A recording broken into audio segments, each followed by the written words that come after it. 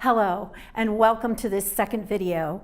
Today's topic is teaching piano technique to beginners and first and second year students. These videos are brought to you by my company, Piano Pedagogues Key International. My website is pianopki.com, and I'll be telling you more about that later. But today, I would like to introduce you to the follow-up to the first video. You'll find the first video online, and if you haven't had a chance to review it, please do so, because then you can pick up where this video is starting beyond it. Now let's review what we talked about in the first video. We talked about a couple of important things. We talked about, speaking of a total beginner, we talked about developing your own program possibly of technique, or adopting one that we have around the world. We have national teachers auditions through the National Guild Association. You can use theirs. Your state, in the United States, your state may have keyboard skills and you can adopt that. Or, as I developed over the years, my own program where I develop and add things in that I think are important. Everyone's studio is different, and you may find that your students need other things. The importance is to have a strategy, to have an approach, and to develop a plan. Now, in the first video, we discussed pentascales, triads, and hand-over-hand arpeggios.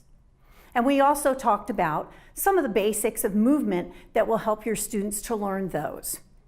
So we're going to be talking today about the next important step. Now, let's talk about the beginner's first summer. Now, I'm assuming here that you started your studio with this student in the summer before, late summer, early fall. You have now covered all of those other activities that we talked about in the first video, and they are probably at the end or near the end of for level 1 method book. Now is the perfect time to develop the next step and not delay moving them into scales. Now, I want to talk to you about the summer. Summer is the golden time to introduce new skills, and here's why.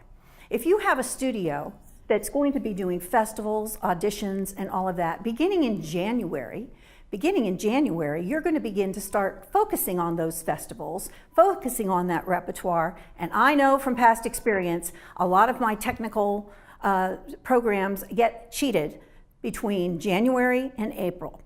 So really, June through January is your golden time. Over the years, I've developed where as soon as students come in for their first lesson in the summer, whatever summer package you may offer, I begin to offer the next level of technique. And I try to cover as much of the new skills over those summer and early fall lessons as I possibly can, so they're moving up to the next level. You will find that this really helps set up your year. Another thing that will be very helpful that I have done is that I loosely put my students into levels for argument's sake. I know what my first year or second year students are going to do. I know what those early intermediate students are going to do in the plan, the mid to upper intermediate, and into my advanced students. Let me give you an example. This last summer, my early advanced to upper intermediate students began to work on all black key majors was the goal for the summer. We got all the black key majors done with the idea that I was going to go back and move white key minors. Some students learned harmonic only, other students learned harmonic and melodic, and they are learning these through the fall, so that from the time I got them 18 months ago, less than 18 months ago for many of them, they have learned 18 scales. Many of them have gone from 1 octave to 2 or 4 in that time. And so you can see that I have a progression. And now, when I finish that, I'm going to have some other skills I want to teach them. But the point is that each season, I try to do something with each level of student I have that's new and move them forward through the keys. Now, the point of having all of these keys in their vocabulary, whether they have played pieces or not, in whatever books you use, whether they've learned D flat or A flat, the more vocabulary you give them, the better the reading and the better the technical ability to play pieces. And you'll remember in video 1, we discussed in some length the problem with 2 issues that students want to quit. You can talk about a lot of other issues and too many activities, but 2 issues that make them discouraged in piano. One is reading. That's a whole issue by itself. The second one is technique.